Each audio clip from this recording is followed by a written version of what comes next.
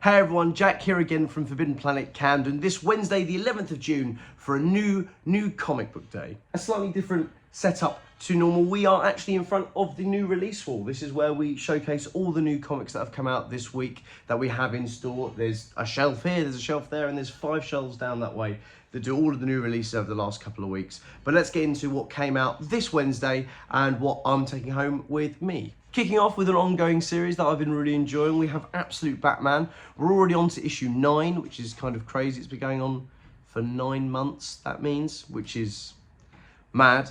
But I'm still really enjoying the series. We've just finished off with the Mr. Freeze arc, and as you can see here, I think we know who's about to turn up. Bane. I'm really excited to see how more absolute Bane could possibly be. If you don't know the pitch for Absolute Batman, this Bruce Wayne is like hulking, massive 6'7" bloke, and I'm excited to see him go toe to toe with Bane this time around. And Gerardo Sofino and Simon Gao have also done this incredible variant cover, so I am picking up 2 copies this week just because they both look great. Sticking with DC and sticking with Batman, we have a facsimile, you know my love, of classic reprints. We have Batman issue number 9. This possibly one of the most famous covers in comics. I love facsimiles, we know this by now, and I'm really excited to get stuck in some more classic Batman. I picked up, you know, Detective Comics 27 and Batman 1 when they did facsimiles of those a while ago, and I'm enjoying sort of picking up bits and pieces of classic Batman stories. I haven't taken the plunge yet to get one of the big Golden Age omnibuses, because I just love the newspapery paper. So yeah, Batman issue 9, they fight racketeers, evil sailors, and the Joker. Yeah, really excited to jump into this classic. Returning to a series in a sorts as well is Robin and Batman Jason Todd. The Robin and Batman by Jeff Lemire was a mini-series a while ago, which is talking about Dick Grayson. It's all about Dick becoming Robin and his early career as the boy wonder and going to school and getting in trouble with Bruce. And Jeff Lemire and Dustin Nguyen have rejoined. They're doing it once more, but this time for the second Robin, Jason Todd. Now, Jason obviously is a lot more of a tragic figure in the history of Batman. Famous death in the family, and returned many years later under Judd Winnick as the Red Hood. I imagine the tone of this book might be quite different, but it might also give us some of that whimsy and that wonder that we didn't get with Jason Todd, with having such a tragic history, or at least that we don't recall as much when we talk about Jason. So really excited to go back to these guys, and I hope they can recreate the magic that they did of the first Robin and Batman book. So yeah, definitely on my pull list. Skipping over to Titan, a series that I'm currently in the midst of catching up on, I have Conan. Now this is a Dan Panosian cover,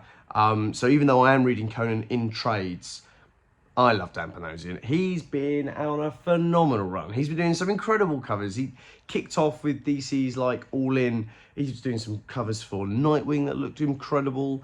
Some really cool Batman covers. He's been dotting around the place. He's on a really great run. Yeah, I really like Dan Panosian. I think he's an incredible artist, and he's lent his talents to Conan yet again. So yeah, just want to highlight such a great cover that I am taking home with me. Jumping over to Marvel, who somehow have so much more coming out this week. But yes, more Marvel, and kicking off with a miniseries I'm really excited for, Death of the Silver Surfer. Now, very reminiscent of J. Michael Straczynski's Silver Surfer Requiem, which I only read last year. I was lent it by a good friend of mine, Ricardo, so thanks Ricardo for lending me that book. It's one of his favourite comics ever, and it's an incredibly moving comic. Norrin Radd, the Silver Surfer, obviously this very lonesome character, an immensely relatable character in a lot of ways, which is insane to say about, you know, the idea of this cosmic, almost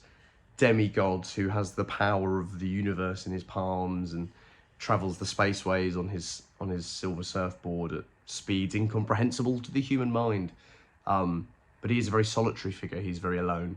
And I think we are all privy to moments like that. I think the Silver Surfer is an incredible conduit for stories about those topics. And I hope, and I think, and I know Greg Pak will have done something along those lines. I'm a big fan of Greg Pak. I grew up on his Hulk run and his Hercules run and stuff like that. So yeah, I'm really excited to jump into the death of the Silver Surfer. Following on from the previous giant-size X-Men that introduced Kamala Khan into the X-Men mythos in these periods of time. Before that issue, I was a bit unsure how these one-shots were going to connect or not connect, but it is very much clearly connected stories, which I really enjoyed from giant-size X-Men. So I'm picking up Dark Phoenix as well, throwing Kamala Khan into my favourite X-Men story of all time, Chris Claremont, John Byrne.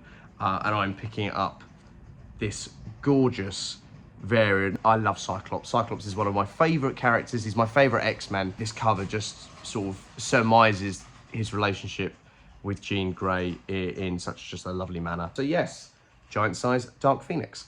Another giant size, this time giant size Amazing Spider-Man. And this Amazing Spider-Man giant size is very special because it actually sees the return of Kevin Smith to writing Spider-Man. Now, the last time I read Kevin Smith writing Spider-Man was quite a while ago. It was Spider-Man Black Cat with the Terry and Rachel Dodson interiors, who are two of my favourite artists. But yes, giant-sized Spider-Man. It's an anthology of short stories. So yeah, really nice that we're getting so many of these big one-shot books from Marvel. They're just great collections of some of our favourite characters and at really good prices, again, for the page count. Yeah, Amazing Spider-Man. Moving on to the trade paperbacks. Now, I read the first issue of this series when it came out way back when.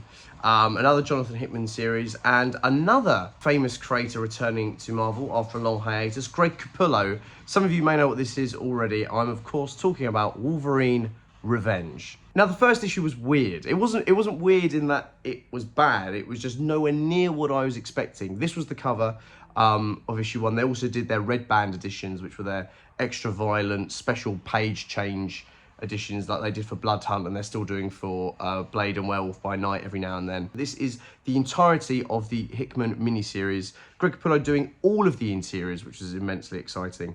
As you can see, the cover was fighting a dinosaur, so there was no way I wasn't picking up the first issue, and I really enjoyed it, but it wasn't exactly where I thought it was going to go, which is interesting and very cool, and it's nice to be kept on your toes when picking up books. I think every time I pick up a Jonathan Hickman book, I kind of know where I'm going to stand with it, and where it's going to take me, and this was a shocker, which is great. So I've waited for the trade paperback, which is now out, so I get to finish the story and see how it all wraps up. And everyone else I know who read the series in singles, our select service customers who are reading it in singles, really enjoyed it. So I can't wait to get stuck in. Last but by no means least, we have DC Compact Edition for Superman Birthright. Now, if you don't know what the DC Compacts are by now, they are whole stories compiled in these lovely little digest compact, there you go, that's why they call them that, editions.